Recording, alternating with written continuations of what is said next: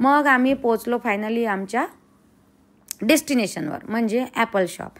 मला भेटला शॉक. शौनकनं पाडला होता आयपॅड आणि त्याचा गेला होता डिस्प्ले.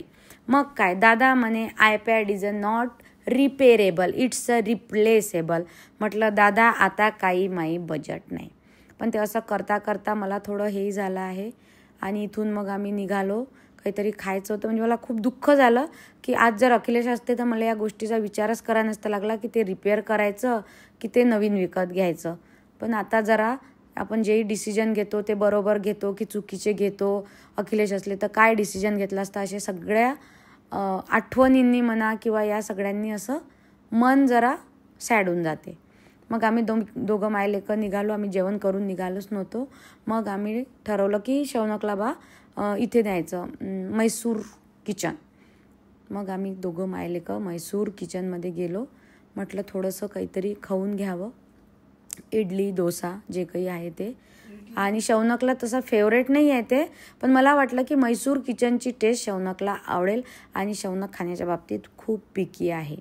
मग मस्त काय तिथं बसलो. दादाला म्हटलं पाणी द्या बा चांगलं. बिस्लेरीची एक बॉटल घेतली, सो कॉल्ड बिस्लेरी, त्याला बरेचसे नाव आहे. मी इथं घेतली बा गरम गरम इडली. तिथली इडली एकदम मेल्ट होऊन जाते तोंडात. आणि शौनकनं घेतला डोसा. बाहेर पावसाळी वातावरण आणि मग इडली सांबार, तेही आयतं, नो कुटाणा, मस्त मज्जा. मग काय अजून एक आम्ही डोसा हाणला आणि मग दोघं मायलेकं पिलो आम्ही चहा. शौनकनी आज मला खूप सपोर्ट केला होता, असं एकदम बिलकुल चिडचिड नाही, काही नाही आणि खूप गुडबॉय झाला होता तो. त्याच्यामुळे मी पण हॅप्पी होती आणि दोघं मायलेकांनी मस्त असा टाईम एकमेकांसोबत घालवला. मग मस्त काय डोसा खात मग आम्ही शेवटी घेतला चहा. तिथचा चहा पण बम टेस्टी असते. 1/2 केला आम्ही चहा वगैरे घेतला. मग तिथून आम्ही निघालो. हे बरं आहे, एवढा कुटाणा करा त्याच्यापेक्षा जाण 2 इडली खा, बस झालं. इडली केली नाही, भिजत घातलं नव्हत्या मिक्सरमधून, काहीच नाही. सगळ्याला माहिती आहे इडलीची रेसिपी काय आहे. तर असं आहे बा, आपल्याला तर हे आवडते. मग आम्ही तिथून गेलो बाहेर. एका ठिकाणी आम्हाला जायचं होतं. मग तिथे गेलो, साड्या रोल पॉलिशला टाकल्या. एका दिवशी मग असे निघालो की सगळे कामं करून टाका लागते. मग इडली खाऊन आम्ही निघालो असं आमच्या कामाला. तसे मी ना एवढे सगळं हे कॅप्चर नाही करू शकत, कारण कामाची घाई राहते आणि इतकं कोणी माझ्यासोबत राहत नाही ते फोन वगैरे ते शॉट घ्यायला वगैरे. आणि नुसतं डोकं मग त्यातल्या त्यातच राहते, हा शॉट नाही घेतला, ते शॉट नाही घेतला. तर शॉर्टकटमध्ये मी सांगत जाईन की मी कसं केलं, काय केलं, पण मी इतके डिटेल शॉट नाही घेऊ शकत. तर हे आम्ही निघालो ते इडलीवाल्याच्या तिथनं. मग आम्ही गेलो श्याम चौक. मग श्याम चौकातून आम्ही गेलो तहसीलच्या बाजूनी. हे आहे आमचं काय आहे, काहीतरी आहे, पोस्ट ऑफिस. तिथून असा टर्न घेऊन आम्ही निघालो. मग हे रिलायन्स ट्रेंड्स म्हणजे प्रभात चौक. आणि असं करत आम्हाला खूप कामं होती त्या दिवशी. सगळे कामं एकसाथच करून घ्यायचे ठरवले होते. हे बघा रिलायन्स ट्रेंड. मग असंच गाडी चालवत होतो. तुम्ही बघत असाल की बा किती क्लीन रस्ते किती आहे. अजिबातच क्लीन नाही आहे आणि खूपच घाणेरडे पण आहे. काही म्हणजे सांगायलाही पुरत नाही. त्या क्लीनलीनेसवर काही बोलायलाही परवडत नाही. मला असं वाटतं आपण लहानपणापासूनच लेकरायला शिकवतो का साफसफाई करणं हे आपलं काम नाही आहे. त्याच्यामुळे आपले लेकरं कधीच साफसफाई करत नाही. मला वाटतं लेकरायला ABCD लहान वयात शिकवल्यापेक्षा हे जर बेसिक जर हे शिकवलं तर त्याचा जास्त इम्पॅक्ट होईल. आणि बस आता पहा तुम्ही घरी काय शिकू शकता काय नाही बा. माझ्या तर नेहमीच म्हणणं असते तो कचरा पाहून की रिसायकल आणि ट्रॅश वेगवेगळे करा. झटके तुम्ही पाहतच असाल. ते वय आमच्या रस्त्यावरचे गड्डे, इकडून जाते इतवारा, इकडे बम गर्दी असते. आणि मग इकडे चाललो आम्ही आता प्रभात चौकातून आलो आम्ही चित्रा चौक. इथं आहे खूप जुनी वॉशिंग कंपनी म्हणजे सरदार वॉशिंग कंपनी. मग तिथं मी माझ्या साड्या टाकल्या रोल पॉलिशला. काका म्हणे 8 दिवस लागन. आणि मग रोल पॉलिशला साड्या गिड्या दिल्या. काकांनी रिसिप्ट वगैरे दिली. आणि मग तिथून गेलो आम्ही एका ठिकाणी शॉपिंग करायला. शॉपिंग थोडीशी माझीच होती. मग तिथून आम्ही निघालो. काहीतरी अशा छोट्या छोट्या वस्तू मला घ्यायच्या होत्या.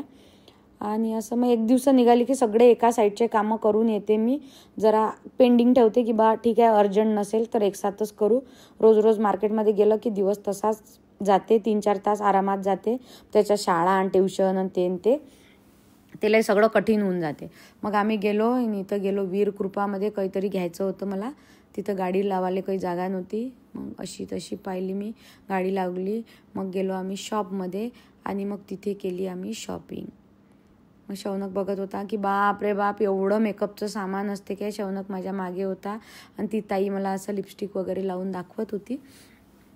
आणि बघा तुम्ही लिपस्टिकचे शेड. मग शौनकला विचारलं मी, मग शौनकने सांगितलं मला कोणता शेड घे वगैरे वगैरे. आणि मग ताई खूप पेशन्सनी दाखवत होती मला सगळं.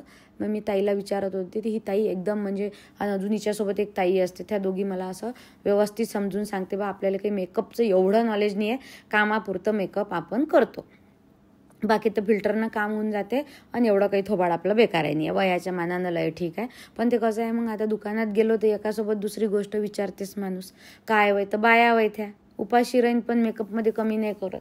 मग एक ठिकाणी एक घ्यायचे तर 2 लिपस्टिक घेऊन आली. मग लिपस्टिकची गरजच होती, म्हणजे मी एकच लिपस्टिक वापरत होती एवढ्या दिवसाचं, ते संपून गेलं.